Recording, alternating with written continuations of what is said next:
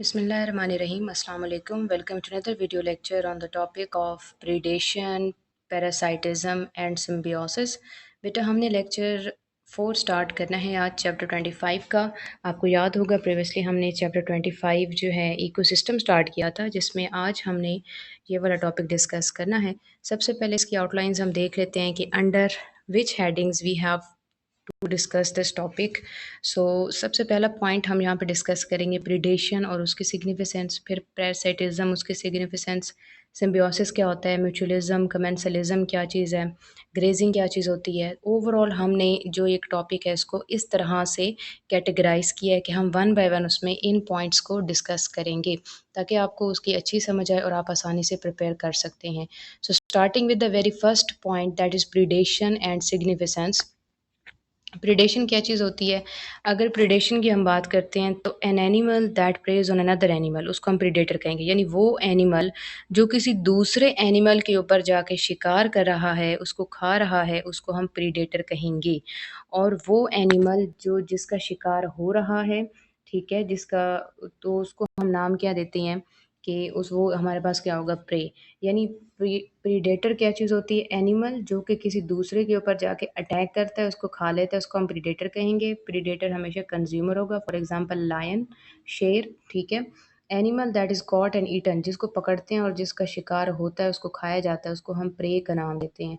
For example आप dear की बात कर सकते हैं। यानी शेर जब हिरन के पीछे लगता है और हिरन को जो है तो मार देता है, उसको खा जाता है, तो उसमें शेर यानी लायन जो है वो प्रीडेटर है और डियर यानी कि हिरन वो क्या होगी, उसका प्रे, उसका शिकार, ठीक है। तो ओवरऑल ये जो प्रोसेस होता है, ये जो एक इंटरेक्शन, इसको हम प्रीडेशन का नाम देते हैं।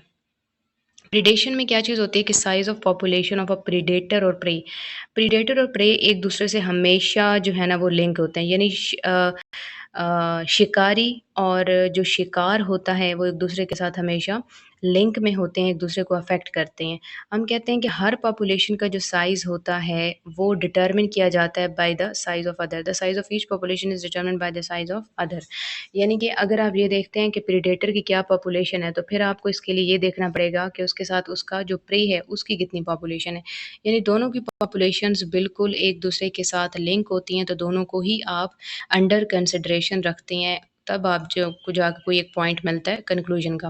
प्रीडेशन की अगर हम बात करते हैं तो हम ये चीज़ कहते हैं that if the number of prey is large, अगर जो शिकारी है, सॉरी, जो शिकार है वो ज़्यादा है, अगर नंबर ऑफ प्रे ज़्यादा होगा, इसका मतलब है कि उनका ज़्यादा शिकार किया जाएगा, जिससे अल्टीमेटली प्रीडेटर का फूड ज़्यादा होगा, तो प्रीडेटर जो है नंबर में इंक्रीज़ करता चला जाएगा।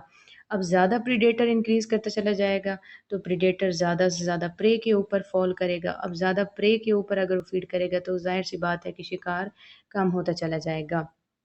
और जब शिकार कम होता चला जाएगा यानी खाना कम होता चला जाएगा, तो प्रेडेटर भी डिक्रीज़ हो जाएगा। तो इस तरह से एक जो है ना स्मॉल फूड सप्लाई पर उसको गुज़ारा करना पड़ेगा। मैं आपको एग्ज़ाम्पल से यहाँ पे समझा देती हूँ। फॉर एग्ज़ाम्पल आप ये कह रहे हैं कि जो लायन है वो प्रेडेटर है और जो डियर है वो क्या है, उसमें प्रे। तो अगर हम ये कह रहे हैं कि अगर हिरन बहुत ज़्यादा होंगे एक जंगल के अंदर, तो इसका मतलब है कि शेर आसानी से शिकार कर सकता है, शेर को आसानी से खाना मिल सकता है। So ultimately number of predator भी ज़्यादा होता चला जाएगा। लेकिन आप खुद सोचें कि अगर नंबर ऑफ प्रीडेटर ज़्यादा हो रहा है, ज़्यादा से ज़्यादा शेर अगर ज़्यादा हिरन्स का शिकार करेंगे, तो ज़्यादा हिरन का शिकार करने की वजह से अल्टीमेटली क्या हो जाएगा कि नंबर ऑफ प्रे यानी जो डियर है वो कम होता चला जाएगा। अब जब नंबर ऑफ प्रे कम हो गया है, हिरन कम हो गया है, तो शेर को खाना कहाँ से मिलेगा? तो ऑब्वियसली नंबर ऑफ प्रीडेटर भी डिक्रीज़ हो जाएँगे। तो इस तरह ये एक दूसरे के साथ लिंक होते हैं, एक दूसरे की पॉपुलेशन को अफ़ेक्ट करते हैं और एक दूसरे की पॉपुलेशन में चेक एंड बैलेंस क्रिएट करते हैं। यही चीज़ हम कहते हैं कि as number of predator decrease, अब प्रीडेटर डिक्रीज़ हो जाएगा, तो उससे क्या होगा कि नंबर ऑफ प्रे इंक्रीज़ करना शुरू कर देगा। नंबर ऑफ प्रे कैसे कि शेर कम होंगे, शिकार करेंगे ही नहीं, तो ज़ाहिर-सी बात है हिरन आसानी से बच सकते हैं, ज़्यादा से ज़्यादा हिरन होना शुरू हो जाएँगे, उनकी पॉपुलेशन बढ़ती चली जाएगी। तो ये जो इंटरैक्शन होता है ना, इस फूड रिलेशनशिप को नाम देते हैं प्रीडेटर प्रे इंटरैक्शन, और ये एक साइकिल क्रिएट कर लेता है, ठीक है? जैसे कैट और माउस का एक साइकिल बनता है, जैसे कि हम कहते हैं कि फॉक्स और रैबिट का एक साइकिल बनता है, सील और फिश का एक साइकिल बनता है, मॉस्किटो और फ्रॉग का बनता है, हॉक और स्मॉल बर्ड्स का। यानी कैट जो है वो माउस को खाती है, इसी तरह फॉक्स रैबिट पे फीड करता है, सील जो है ये फिश पे फीड करती है, फ्रॉग आपको पता है मॉस्किटो कैप्चर करती है, हॉक्स जो होती हैं यानी ये जो शिकारी होती हैं जिनको हम शिकरा कहते हैं, ईगल होता है उकाब, हॉक होता है शिकरा। ये जो शिकरा होता है जो देखने में आपको बिल्कुल उकाब की तरह ही लग रहा होता है लेकिन साइज़ में थोड़ा छोटा होता है और आम इलाकों में पाया जाता है, हमारे इलाकों में भी पाया जाता है। तो ये जो है ना स्मॉल बर्ड्स को जो है ना खाते हैं। बहुत कॉमन एग्ज़ाम्पल है, आपने देखा होगा कि जिन लोगों के घर छोटे परिंदे होते हैं, कबूतर हो गए, जैसे छोटी चिड़िया वगैरह हो गई, तो वो लोग इस बात का ख़ास ख़्याल रखते हैं कि कोई शिकरा वगैरह है या कोई चील का जो होती है ना, वो उनके उन छोटे मतलब जो जानवर हैं, जो उनके बर्ड्स हैं, उनको लेके ना आ जाए। तो इस चीज़ की ये तो काफ़ी कॉमन प्रैक्टिस है जो हमारे घरों में भी होती है। सो ये चीज़ होती है प्रेडेटर और सिग्निफिकेंस। अब हम आ जाते हैं पैरासाइटिज़्म क्या चीज़ है। पैरासाइटिज़्म क्या होता है कि ये एक ऐसी एसोसिएशन होती है जो कि एक होस्ट और एक पैरासाइट के दरमियान होती है और इसमें पैरासाइट अपना फूड, अपनी प्रोटेक्शन और जो बाकी इंपॉर्टेंट कंडीशंस हैं सर्वाइवल के लिए, ये सारी की सारी होस्ट की बॉडी से ले रहा होता है। अब पैरासाइट जो है होस्ट को नुकसान दे भी सकता है और नुकसान नहीं भी दे सकता। इसकी बहुत सारी टाइप्स होती हैं क्योंकि डिपेंड करता है पैरासाइट कौन सा है, डिपेंड करता है होस्ट कौन सा है। तो पैरासाइटिज्म में जैसे अब आगे हम देख लेते हैं, होता ये है कि disease in living organisms which are caused by parasite is called infestation. Normally जो डिजीज़ होते हैं ना लिविंग ऑर्गेनिजम्स में, वो पैरासाइट्स की वजह से ही होती हैं। उनके लिए एक टर्म यूज़ होती है इन्फेस्टेशन। बेटा यहाँ पर आपको एक शॉर्ट क्वेश्चन आ सकता है, व्हाट इज़ इन्फेस्टेशन? तो ये आप यहाँ से कर लेंगे, व्हाट इज़ इन्फेस्टेशन? पैरासाइट 2 तरह के होते हैं, एक्टोपैरासाइट और एंडोपैरासाइट। एक्टो जो आउटसाइड ऑफ द बॉडी रहते हैं, फॉर एग्जांपल फंजाई जो कि डैंड्रफ क्रिएट करती है हेयर के अंदर, ठीक है? क्योंकि वो आपकी स्कैल्प के अंदर रहती है, सर के अंदर होती है, बालों की जड़ों में होती है, तो वहाँ पे वो क्या करती है कि डैंड्रफ क्रिएट करती है, जिससे आपके बाल कमज़ोर हो जाते हैं, बाल झड़ना शुरू हो जाते हैं, ठीक है? इसके अलावा एंडोपैरासाइट्स की अगर हम बात करते हैं, एंडो मीन्स इनसाइड, ठीक है? जो बॉडी के अंदर रहेंगे, उनको हम एंडोपैरासाइट कहेंगे और एंडोपैरासाइट जो होते हैं, फॉर एग्ज़ाम्पल जो टैपवॉर्म है, जो कि ह्यूमन की स्मॉल इंटेस्टाइन के अंदर रहता है, ठीक है? जिससे क्या होता है अक्सर बच्चों में डायरिया की कंडीशंस हो जाती हैं, उनमें पेट दर्द होता है या वॉमिटिंग होना शुरू हो जाती है। तो ये सारी चीज़ें होती हैं जो इन पैरासाइट्स की वजह से होती हैं और इनको हम नाम क्या देते हैं? इन्फेस्टेशंस।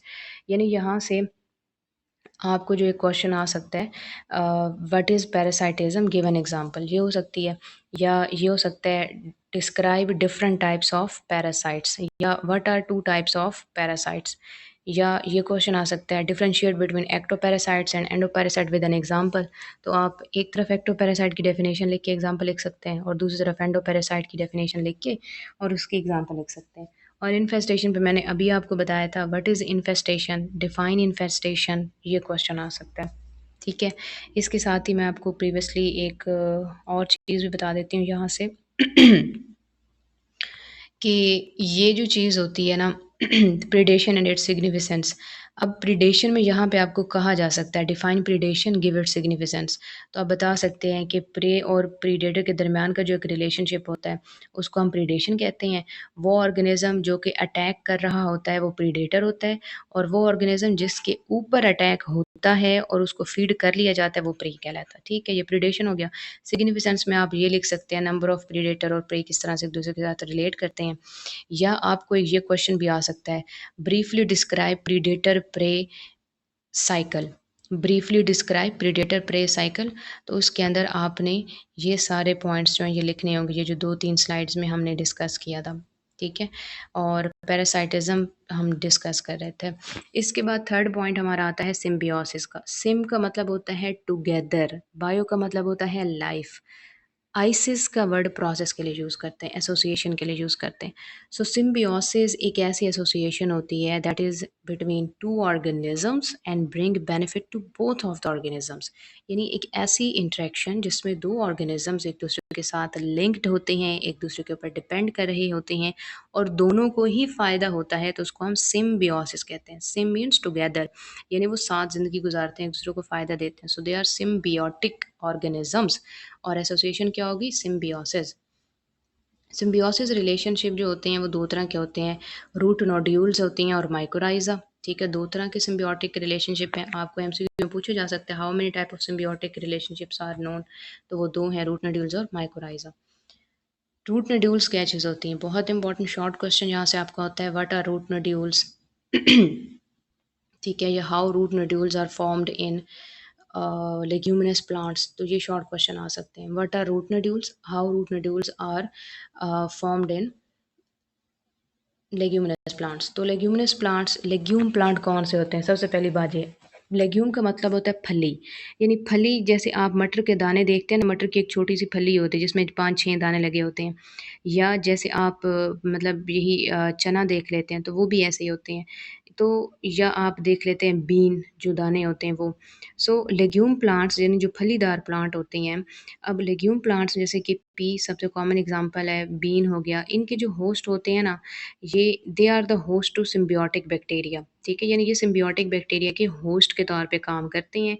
इनकी रूट्स के अंदर वो बैक्टीरिया डेवलप होते हैं और रूट नोड्यूल बना लेते हैं। अब सबसे पहली बात आपके माइंड में आ रही होगी कि बैक्टीरिया रूट के अंदर ग्रो कर रहा है, एक सिम्बियोटिक रिलेशनशिप है, ठीक है, उसको हम रूट नोड्यूल क्यों कह रहे हैं? देखिए, बैक्टीरिया ग्रो कर रहा है रूट के अंदर, तो वहाँ से एक टर्म नोड्यूल कहते हैं स्ट्रक्चर को। जैसे एक होता है ना, फॉर एग्जांपल मैं आपको बना के यहाँ पे दिखा देती हूँ कि फॉर एग्जांपल हम कहते हैं कि ये इस तरह का स्ट्रक्चर है, इसको आप कहते हैं नोड्यूल। अगर हम ये कह रहे हैं कि लेट्स से कि ये प्लांट है और ये इसकी जो है ना, आगे हम कह देते हैं कि क्या चीज़ है, रूट। ठीक है, यहाँ पर अगर स्वेलिंग हो जाती है और रूट स्वेल होकर थोड़ी सी इस तरह से हो जाती है, या आपको ऐसा लगता है जैसे रूट के ऊपर स्वेलिंग हुई पड़ी है, ठीक है, ऐसे, तो वो क्या चीज़ हो जाएगी? अब इसको आप रूट नोड्यूल कहेंगे, यानी ये इस तरह की एक एसोसिएशन हो जाएगी, इस तरह की, या इस तरह की एक चीज़ उसके रूट के अंदर हो जाएगी, तो वो एक स्वेलिंग जो है इसको हम रूट नोड्यूल कहते हैं। सो रूट नोड्यूल होता क्या है? अ ग्लोब लाइक स्ट्रक्चर, या आप कहते हैं कि circular structure that is developed inside the roots of a leguminous plant where the bacterial or organism या बैक्टीरियल स्पीशीज ग्रो। तो इसको हम रूट नोड्यूल कहते हैं। वैसे आपको रूट नोड्यूल की ये बात लिखने की ज़रूरत नहीं है, मैं जस्ट आपको टर्म बताने की कोशिश कर रही थी, समझाने की कोशिश कर रही थी कि इस तरह का इसका मतलब होता है और इसको इसलिए हम रूट नोड्यूल कहते हैं। अगेन आ जाते हैं अपने टॉपिक पे वापस, ये थोड़ी सी इंटरेस्टिंग इन्फॉर्मेशन थी आपके लिए, एक्स्ट्रा इन्फॉर्मेशन। अच्छा, लेग्यूमिनस प्लांट जैसे कि पी और बीन ये होस्ट होते हैं सिम्बियोटिक बैक्टीरिया के लिए, रूट नोड्यूल्स इनमें बनती हैं। अब वो जो नोड्यूल है, वो जो स्वॉलन या सफेरिकल पोर्शन है, उसमें बैक्टीरिया ग्रो करता है। तो वो नाइट्रोजन को फिक्स कर देगा, उसको फिक्स करके क्या करेगा, अमीनो एसिड में कन्वर्ट कर देगा और होस्ट उसको यूटिलाइज कर लेगा अपनी प्रोटीन सिंथेसिस के लिए। अब होस्ट क्या करेगा? होस्ट इन रिटर्न बैक्टीरिया को एक तो प्रोटेक्शन देगा, क्योंकि बैक्टीरिया उसकी जड़ के अंदर ही ग्रो कर रहा है, रूट के अंदर ग्रो कर रहा है। दूसरी चीज़ के जो एक्स्ट्रा कार्बोहाइड्रेट्स होंगे ना, तो जो ऐसे लेग्यूमिनस प्लांट्स होते हैं जो सिम्बियोटिक एसोसिएशन करते हैं, तो इनको जो कार्बोहाइड्रेट्स, ग्लूकोज़ वगैरह नहीं चाहिए होते, तो ये अपनी रूट्स में रिलीज़ कर देते हैं और वो चीज़ बैक्टीरिया तक पहुँचती है, बैक्टीरिया उस पे फ़ीड कर लेता है। तो प्लांट को मिल रहा है नाइट्रोजन, ठीक है, और बैक्टीरिया को मिलती है food as well as protection. तो इस वजह से दोनों को फ़ायदा होता है, इस वजह से हम इसको रूट नोड्यूल भी कहते हैं और इसको हम सिम्बियोटिक एसोसिएशन भी कहते हैं। जैसे यहाँ पे आप देख सकते हैं कि कार्बोहाइड्रेट, सबसे पहले हम क्या बात कर रहे हैं कि यहाँ पे जो लेग्यूमिनस प्लांट होता है ना, लेग्यूमिनस प्लांट देता है कार्बोहाइड्रेट। वो कार्बोहाइड्रेट इस्तेमाल कौन करता है? रूट नोड्यूल बैक्टीरिया, राइजोबियम की स्पीशीज़। ये एग्जांपल आप नोट कर सकते हैं, राइजोबियम रूट नोड्यूल बना रहा होता है और राइजोबियम रिलीज़ करता है अमीनो एसिड, जो इस्तेमाल कर लेता है ये होस्ट। ठीक है, तो लेग्यूम होस्ट, तो ये बहुत इंपॉर्टेंट साइकिल है, ये ज़रूर आपने प्रैक्टिस करना है। आपको अगर कहा जाता है sketch the steps of root nodules, तो आपने ये साइकिल बना देना है। Sketch the steps of root nodules, तो आपने ये साइकिल वहाँ पे बना देना है, ठीक है। या आपको ये कहा जाता है describe root nodules, what are root nodules, shortly describe the term root nodules. तो ये क्वेश्चंस हैं जो कि आते हैं आपके बोर्ड के पेपर में, तो आपने इनको आसानी से अटेम्प्ट कर लेना है। नेक्स्ट पॉइंट है हमारा माइकोराइज़ा के हवाले से। माइकोराइज़ा क्या चीज़ होती है? माइकोराइज़ा एक बेसिकली एसोसिएशन होती है between the roots of plants growing in acidic soil and certain fungi. अच्छा, यहाँ पे आपने ये चीज़ याद रखनी है कि माइकोराइज़ा जो होती है ना, ये एक ऐसी एसोसिएशन है जो प्लांट और फंजाई के दरमियान होती है। वो प्लांट्स जो ख़ास तौर पर एसिडिक सॉइल में ग्रो करते हैं और उस एसिडिक सॉइल के अंदर क्योंकि फंगस आसानी से ग्रो कर लेता है, तो फंगस और एसिड सॉइल में ग्रो करने वाले प्लांट के दरमियान जो एसोसिएशन होती है उसको हम माइकोराइज़ा कहते हैं। ठीक है, अब आपने इस चीज़ को कंफ्यूज नहीं करना नोड्यूल से कि वहाँ पे भी हम कह रहे थे कि जी रूट्स होती हैं। देखिए, वहाँ पे स्पेसिफाई है, आपने ये चीज़ याद रखनी है कि रूट नोड्यूल बनती है लेग्यूम प्लांट की रूट के अंदर। ठीक है? और वो होते हैं पी, जैसे बीन हो गया, ये चीज़ें हो गई हैं। माइकोराइज़ा बनता है एक ऐसे प्लांट की रूट में जो एसिडिक सॉइल में ग्रो कर रही हो और वहाँ पे फंगस की एसोसिएशन है।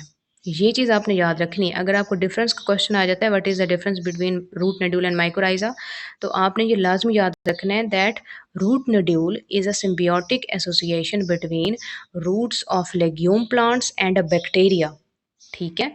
दूसरा पॉइंट क्या लिखेंगे? Root nodules are the both symbiotic organisms are legume plant and bacterial species.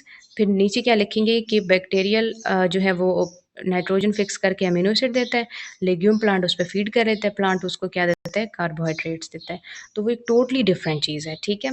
जबकि यहाँ पे माइकोराइज़ा की बात अगर हम करें तो पहला पॉइंट क्या होगा? Mycorrhiza is an association between roots of plants growing in acid soil and certain fungi. ठीक है? दूसरा पॉइंट आप क्या लिखेंगे? The symbiotic organisms are a plant specially grown in acidic soil and fungus. और तीसरा पॉइंट क्या हो जाएगा कि होस्ट में फॉर एग्जांपल पाइन और बीच होते हैं, हीदर है, ठीक है? बीज को हीदर भी कहते हैं। तो ये फंगस को प्रोवाइड करते हैं enzymes to digest carbohydrates in leaf litter, and it provides the fungus with an enzyme to digest carbohydrates in leaf litter. In return fungus क्या करता है? वो मिनरल आयंस को रिलीज कर देता है। यानी यहाँ पे क्या चीज़ मिल रही है कि प्लांट एक ऐसा एंजाइम देता है जिसको इस्तेमाल करके फंगस कार्बोहाइड्रेट को डाइजेस्ट करके तो अपने लिए फूड के तौर पे इस्तेमाल करता है। और फंगस क्या चीज़ कर रहा है? फंगस बहुत सारे मिनरल आयंस सॉइल में रिलीज करवाता है और प्लांट उनको एब्जॉर्ब करता चला जाता है। ये चीज़ आपने लाजमी याद रखनी है कि लास्ट पॉइंट वहाँ पे नोड्यूल में क्या था कि प्लांट कार्बोहाइड्रेट दे रहा है और nodule amino acid, bacteria amino acid देते हैं जो कि प्लांट यूज़ कर लेते हैं, और प्लांट कार्बोहाइड्रेट देते हैं जो कि नोड्यूल के बैक्टीरिया इस्तेमाल कर लेते हैं।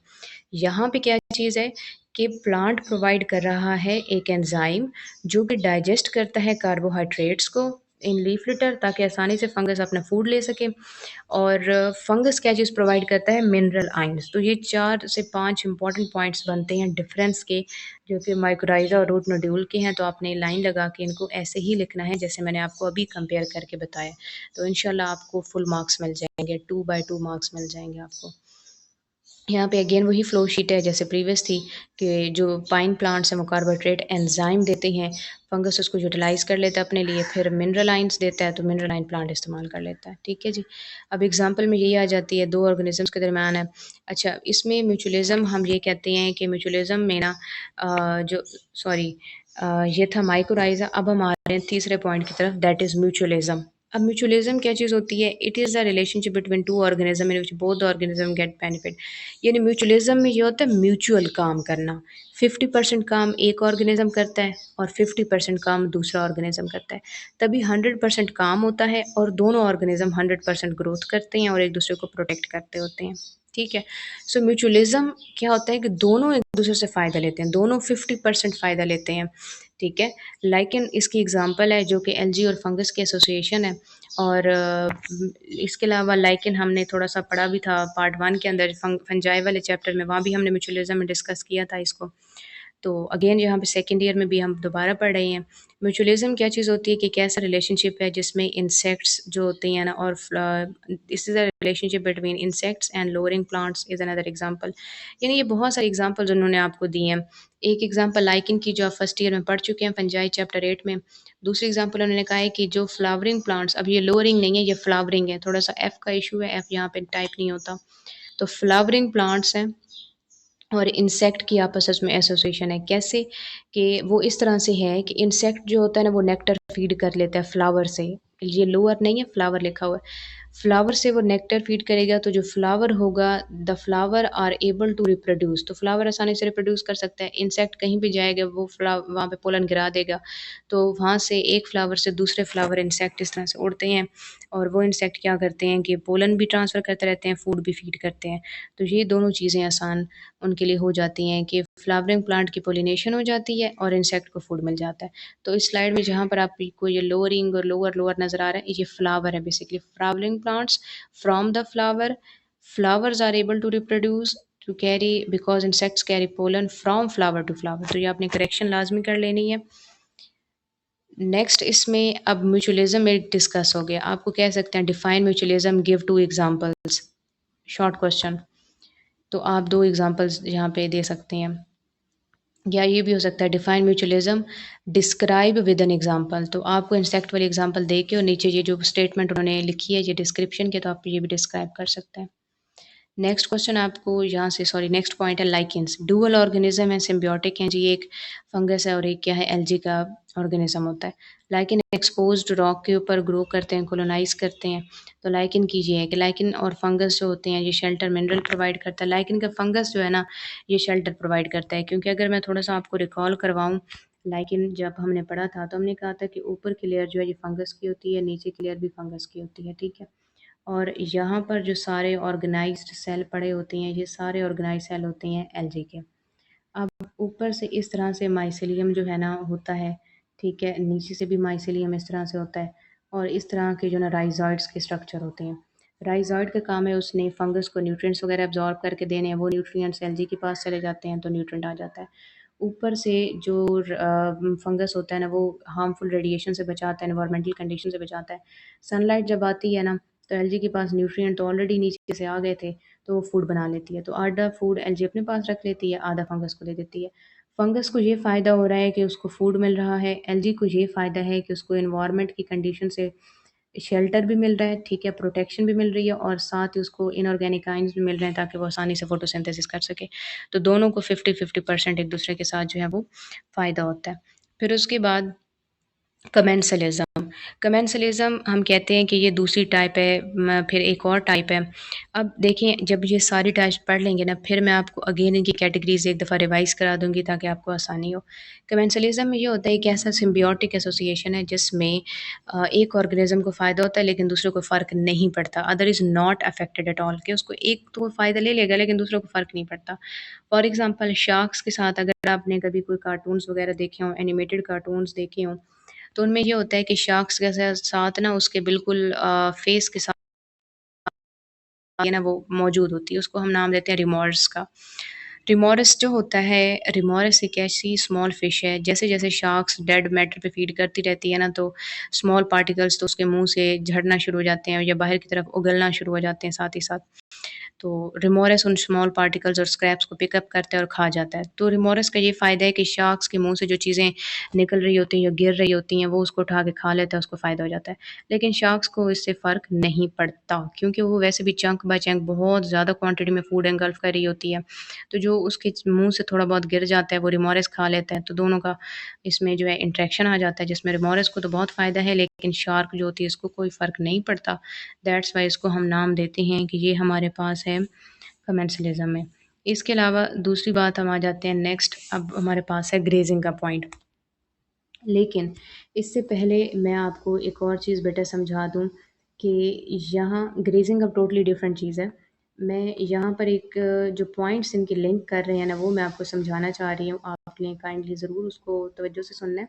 Symbiotic relationships. अब सिम्बियोटिक रिलेशनशिप्स जो होती हैं ना, सिम्बियोटिक रिलेशनशिप होती हैं 2 तरह के। ठीक है, एक होता है रूट नोड्यूल, वो हमने कह दिया। दूसरा होता है जो है ना म्यूचुअलिज़्म। अब यहाँ पे थोड़ी-सी एक मिस्टेक यहाँ पे हो गई है, यहाँ माइकोराइज़ा नहीं आना चाहिए था। ये ऑटो करेक्शन की वज़ह से थोड़ी मिस्टेक हुई है, यहाँ पे आना चाहिए था म्यूचुअलिज़्म। अब म्यूचुअलिज़्म में एक टाइप आती है, पहली जिसको आप माइकोराइज़ा कहते हैं। दूसरी टाइप आती है जिसको आप नाम देते हैं लाइकेन्स का, जो अभी हमने पढ़ी है। तीसरी टाइप आती है जिसको आप नाम देते हैं कमेंसलिज़्म का।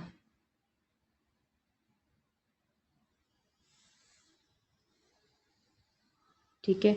या मैं आपको एक इससे और बेहतर तरीके बता देती हूँ कि सिम्बियोटिक जो रिलेशनशिप्स होते हैं, ये 2 तरह के यहाँ पे लिखे हुए हैं। रूट नोड्यूल है, ठीक है? इसके अलावा म्यूचुअलिज़्म होती है, कमेंसलिज़्म होती है। और ओवरऑल अगर हम एक मेजर टर्मिनोलॉजी थोड़ी-सी देख लेते हैं। असल में ये जो चीज़ है ना, ये आपकी बुक के ऊपर थोड़ी-सी इसकी सीक्वेंस में गड़बड़ है। मैं आपको जनरली बता देती हूँ कि सबसे पहले सिम्बियोटिक रिलेशनशिप होता है किसी भी 2 ऑर्गेनिज़म्स का एक-दूसरे के साथ इंटरैक्शन, ठीक है? अब वो बहुत सी टाइप्स होती हैं सिम्बियोसिस की। सबसे पहली चीज़ उसमें आती है रूट नोड्यूल, ठीक है? दूसरी चीज़ उसमें आ जाती है म्यूचुअलिज़्म। म्यूचुअलिज्म जो है ना, इसमें आगे दो टाइप्स आती हैं। एक को आप नाम देते हैं माइकोराइजा और एक को आप नाम देते हैं लाइकेंस। ये इसी की दो सब टाइप्स हैं। क्लियर हो गया। थर्ड टाइप इसमें हमारे पास आती है पैरासाइटिज्म, जो आप प्रीवियसली पढ़ चुके हैं अभी लेक्चर में। फोर्थ टाइप हमारे पास आती है कमेंसलिज्म, जो हमने लास्ट में पढ़ी है। तो ये फोर टाइप्स होती हैं सिम्बियोटिक रिलेशनशिप्स की। सिम्बियोसिस का मतलब है किसी भी दो ऑर्गेनिजम्स का एक दूसरे के साथ इंटरेक्शन करना। नंबर वन रूट नड्यूल, ठीक है। नंबर टू म्यूचुअलिज्म, जिसकी दो फर्दर टाइप्स हैं माइकोराइजा और लाइकेन। नंबर थ्री पैरासाइटिज्म और नंबर फोर है कमेंसलिज्म। ये चार टाइप्स होती हैं सिम्बियोसिस की। क्योंकि आप हर एक के अंदर देखें ना, दो ही ऑर्गेनिज्म है। रूट नड्यूल्स में भी दो ऑर्गेनिज्म है, ठीक है। म्यूचुअलिज्म में आगे दो टाइप्स है। माइकोराइजा में भी दो ऑर्गेनिज्म है, प्लांट की रूट और फंगस। लाइकेन में भी दो ही हैं, फंगस और एल्गी। पैरासाइटिज्म में भी दो हैं, प्रीडेटर और प्रे। कमेंसलिज्म में भी दो हैं, एक वो जो फ़ायदा दे रहा है यानी शार्क, एक वो जो कि फ़ायदा ले रहा है यानी रिमोरस। तो ये सीक्वेंस आपने ज़रूर ज़रूर अपनी बुक के ऊपर नोट कर लेना है, तो आपको ये टॉपिक जो है इसका सीक्वेंस पता चल जाएगा। असल में आपकी बुक थोड़ी सी जो है उसका इस टॉपिक का सीक्वेंस ख़राब है, लेकिन कोई इतना बड़ा मसला नहीं है। आप आसानी से इसको प्रिपेयर कर सकते हैं, आप इस तरह से उसको नोट कर सकते हैं। बेटर है कि अपनी बुक के ऊपर पेंसिल से या पेन से इन चारों टाइप्स को लिख लें, ताकि जब आप याद करने बैठें तो आपको आसानी हो। या आपको अगर एक क्वेश्चन आ जाता है define symbiosis, right a detail note on symbiotic relationships, तो ये लॉन्ग क्वेश्चन आ सकता है। Define symbiosis, right a detail note on symbiotic relationships. तो फोर तरह के सिम्बियोटिक रिलेशनशिप्स हैं जो आपको सारे लिखने पड़ेंगे, तब आपको लॉन्ग क्वेश्चन के मार्क्स मिलेंगे। और इसमें डिफरेंसेस के और शॉर्ट क्वेश्चन में ऑलरेडी आपको बता चुकी हूँ। तो ये एक इम्पॉर्टेंट सीक्वेंस था जो आपको बताना था, इसलिए पहले पढ़ा दी है ताकि आपको समझ आ जाए, और फिर सीक्वेंस बताए ताकि आपको मेरी बात की क्लियरनेस जो है ना वो आसानी से हो जाए। फिर हम एक अगले पॉइंट पे आ जाते हैं जो इनसे थोड़ा डिफरेंट है, इनके साथ लिंक नहीं है। उसको हम नाम देते हैं ग्रेजिंग का। ग्रेजिंग आसान अल्फाज में घास चरना, ठीक है। तो अब ग्रेजिंग जो होती है ना, बहुत सारे ऐसे एनिमल्स हैं हर्बीवोर्स, फॉर एग्जांपल जैसे कि रैबिट हो गया, जैसे गोट है, शीप हैं, काउज हैं, बफलोज और हॉर्सेस वगैरह होती हैं जो कि ग्रास के ऊपर फीड करती हैं। तो ये जो मोड ऑफ फीडिंग होता है इसको हम नाम देते हैं ग्रेजिंग का।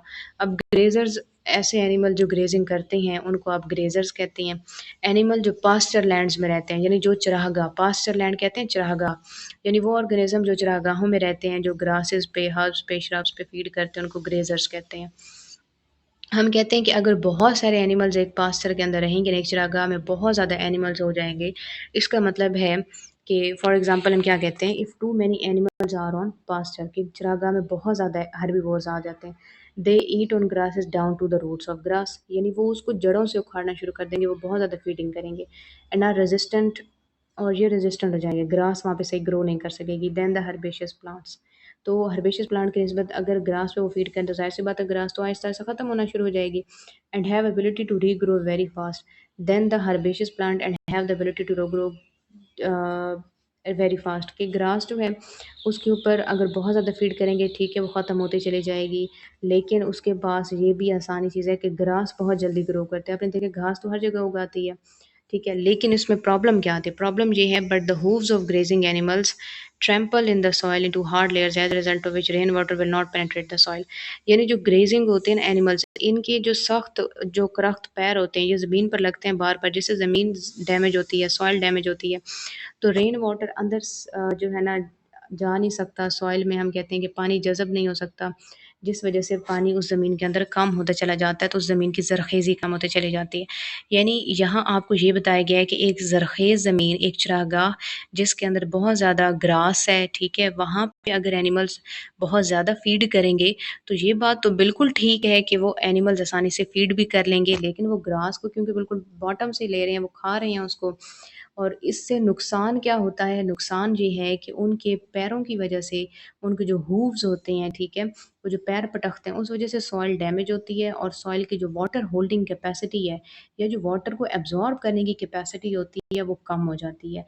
जिससे नुकसान ये होता है कि सॉइल में पानी जज़ब नहीं हो पाता, तो सॉइल आहिस्ता, आहिस्ता, आहिस्ता, आहिस्ता जो है वो ख़राब होना शुरू हो जाती है। और अगर इसी तरह से ओवर ग्रेजिंग होती रहे, इसी तरह से चीज़ें चलती रहें और इसका चेक एंड बैलेंस ना रखा जाए, केयर ना की जाए, तो केयर ना करने की वजह से अल्टीमेटली वही चरागाह जो कि सरसब्ज़ व शादाब थी और बड़ी खूबसूरत थी, आपको फ़ायदा दे रही थी, आप ग्रेजिंग करवा रहे थे, वही फिर बैरन लैंड बन जाती है, वही बंजर ज़मीन भी बन सकती है, ठीक है? लेकिन ये एक्सट्रीम कंडीशन है, अगर आप उसका ख़्याल नहीं रखेंगे तो फिर ऐसे होगा।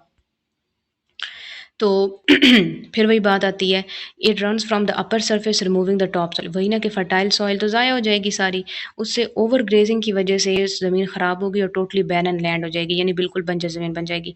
तो ग्रेजिंग बहुत इंपॉर्टेंट है इकोसिस्टम को डिटर्मिन करने के लिए, इकोसिस्टम में चेक एंड बैलेंस रखने के लिए, लेकिन आपको अपनी पास्चर लैंड यानी आपको अपनी जो वो चरागाह है उसका ख्याल रखना पड़ता है, उसकी फर्टिलिटी का ख्याल रखना पड़ता है ताकि ओवर ग्रेजिंग ना हो, ताकि वो ख़राब ना हो, ताकि वो ज़ाया ना हो, ठीक है? सो मॉडरेट ग्रेजिंग हेल्पफुल होती है इकोसिस्टम मेंटेन रखने में, और ये डिस्ट्रॉय करते कंपेटिटर्स को, ग्रास बहुत अच्छी ग्रो कर लेते, लेकिन ओवर ग्रेजिंग की वजह से वो जो ग्रास लैंड है वो डेजर्ट बन सकता है, यानी वो जो चरागाह है वो बंजर ज़मीन, वीरान ज़मीन बन सकती है, फिर तो वो किसी खाते की नहीं रहेगी, किसी फ़ायदे की नहीं होगी। तो that was about today's lecture, लेकिन यहाँ पे मैं आपको ग्रेजिंग के हवाले से बता देती हूँ कि क्वेश्चन आपको आ सकता है, what is grazing? Briefly describe the process of grazing, यानी वो आपको ये कह सकते हैं, describe grazing, briefly describe process of grazing, कि ग्रेजिंग क्या होती है और इसको डिस्क्राइब करें, या ये कह सकते हैं right a brief note on grazing, ये भी हो सकता है define grazing, how it can be prevented from over grazing, तो ये चीज़ हो सकती है, या how grazing maintain grassland ecosystem moderately, how grazing maintain grassland ecosystem moderately. तो ये कुछ इंपॉर्टेंट शॉर्ट क्वेश्चंस हैं जो कि इस टॉपिक में से ज़रूर आते हैं, कॉन्सेप्ट बेस्ड भी हैं, जनरल स्टेटमेंट्स भी हैं, तो आपने ज़रूर साथ साथ बेटा नोट करना है। जो भी मैं लेक्चर के अंदर आपको एमसीक्यूज़ बताती हूँ, शॉर्ट लॉन्ग क्वेश्चन बताती हूँ, वो ऐसी चीज़ें होती हैं जो आपके बोर्ड के एग्ज़ाम्स में पिछले काफ़ी सालों से आ रही हैं और हर साल आते भी हैं, तो आपने वो लाजमी नोट करने चले जाना है। लेक्चर को नोट करने का बेहतरीन तरीका ये होता है कि जब भी आप लेक्चर सुनने बैठा करें, आप साथ अपनी बुक रखा करें, साथ एक नोटबुक रखा करें, ताकि आप लेक्चर के दौरान बताए जाने वाले शॉर्ट क्वेश्चन, एमसीक्यूज़ वगैरह की स्टेटमेंट लिख लिया करें, ताकि आपको टॉपिक को प्रिपेयर करने में आसानी हो। थैंक यू सो मच इस लेक्चर को सुनने के लिए, एंड आई होप कि आपको लेक्चर की काफ़ी अच्छी समझ आई होगी। और अगर किसी किस्म का कोई आप क्वेश्चन करना चाहते हैं, कोई टॉपिक आप सजेस्ट करना चाहते हैं कि जिस पे आपको लेक्चर चाहिए, आपको प्रिपेयर करना है, so you can also tell me about that topic in the comment section। और अगेन मुझे उम्मीद है कि आपने अब तक चैनल को लाइक भी कर लिया होगा, चैनल को सब्सक्राइब भी कर लिया होगा, बेल आइकन भी प्रेस कर लिया होगा, और चैनल को अपने फ्रेंड फैमिलीज मेम्बर के साथ और उन तमाम स्टूडेंट्स के साथ ज़रूर शेयर किया करें जो कि आप ही के बोर्ड या आप ही के सब्जेक्ट को पढ़ रहे होते हैं, ताकि उन सब के जो है तो फ़ायदा हो जाए। आप अगर अच्छी जगह से पढ़ रहे हैं तो वो लोग भी अच्छी जगह से पढ़ लें, तो ये सदका जारिया भी होता है। और अच्छाई बाँटते रहें, ऐसे ही अपनी ज़िंदगी में खुश रहें। Wish you all the very best. मिलते हैं नेक्स्ट लेक्चर में।